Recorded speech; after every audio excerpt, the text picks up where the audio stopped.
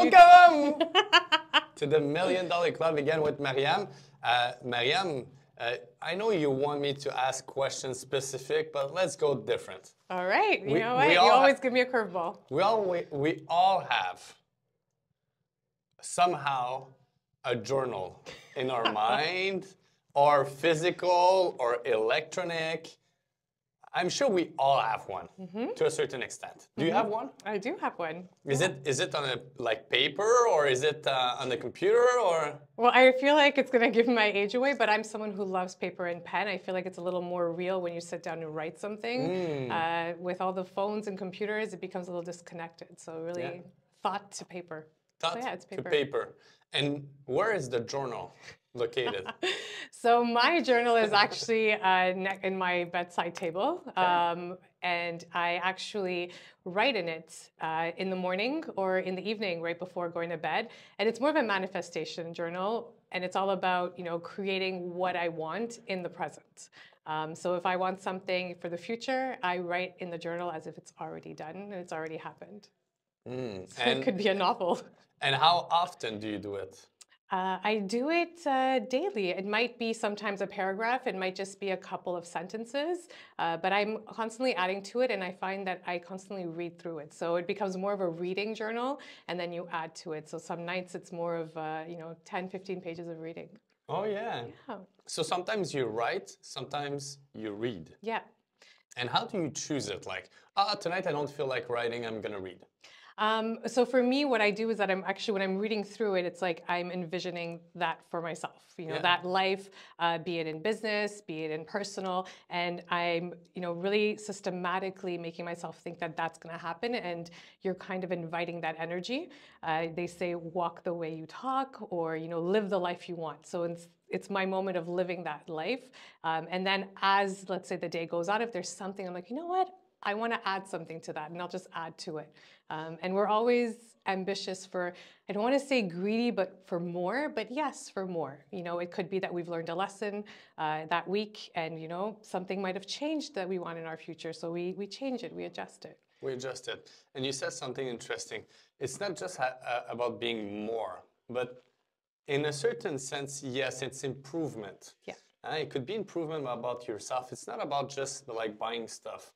It's about how can I be better at X, Y, Z.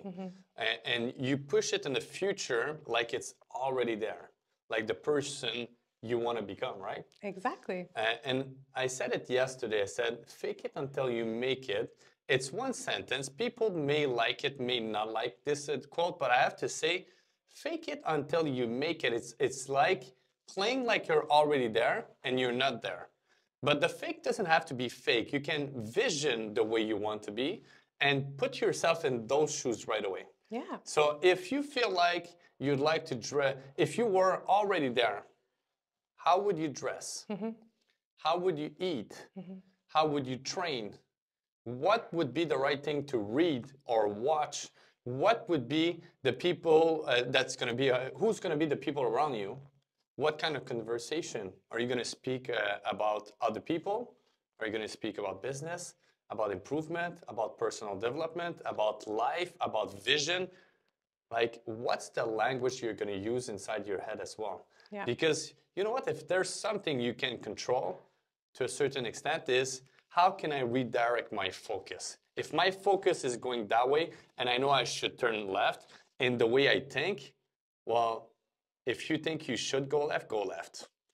And do you have like a dream board? Or do you believe in dream board, vision, like those? I think my vision board is everywhere. Okay. No, I do, and it's something that I did earlier at the end of last year, and it's I printed it out. It's here at the office. It's on my computer screen. It's in my room. So when I wake up, I see my vision board, and it's quite interesting that we're the month of May, and there's a couple of items on that vision board that actually came into truth.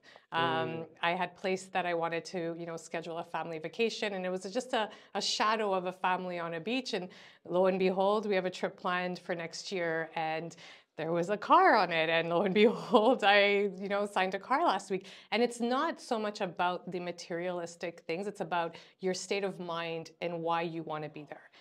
It's about not living so much in the reaction of life, which I feel a lot of people do. When you go out, and especially at a young age, like when you change cars, you're always changing it because the car broke down. It's very rare if you're always changing because you want to. And if you're in that mindset, it's a different place to be in. And I used to be in the mindset of, well, if it works, it's fine. If it works, it's good. So it was more of a based on like needs and not wants. And it's allowing yourself that. And it's nothing bad. It's about saying, you know what, I'm here now. I'm allowed to react to life based on what is wanted and not just a reaction to a disaster. And this makes me reflect on other things, Mariam. Thank you very much for this point. Needs versus wants. And needs versus wants, it's not just about material. No. Needs versus wants is if you are always reactive to life, to anything, changing your car, you used this analogy. Your car has broken, you change it, you buy a new one, or you buy another one, whatever. Your phone is dead, boom, take another one. But why not being in a place of abundance where you can control whatever you want to get, whatever you want to become as well. Yeah. And you can write the chapter of your life the way you want.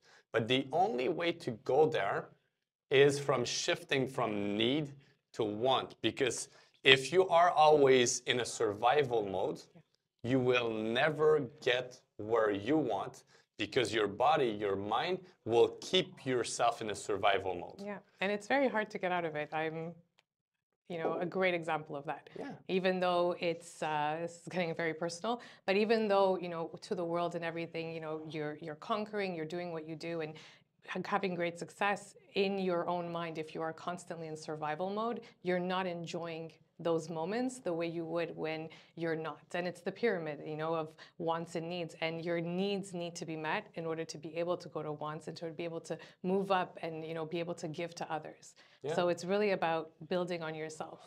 Yeah. And I think that's the base. Yeah. And that's where you're able to shift from I'm going to get my best year ever for those reasons. And you can make it a reason so big, a big why. And this why is the person you're going to become. Exactly. Because by buying a new car, it's not for other people. No.